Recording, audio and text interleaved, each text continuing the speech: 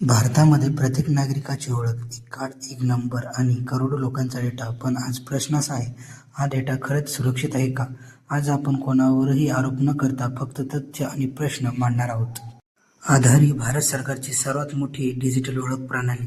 Bank, mobile, शासकीय योजना सगळीकडे आधार वापरला जातं. म्हणजे आधार म्हणजे तुमचं नाव, पत्ता, मोबाईल, बायोमेट्रिक डेटा. एवढी महत्त्वाची माहिती, ती किती सुरक्षित आहे? गेल्या काही वर्षात आधार डेटा गैरवापरांच्या अनेक तक्रारी समोर आल्या.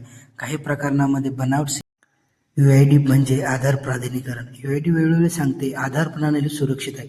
सरकारचं म्हणणं आहे की डेटा थेट लिंक होत नाही.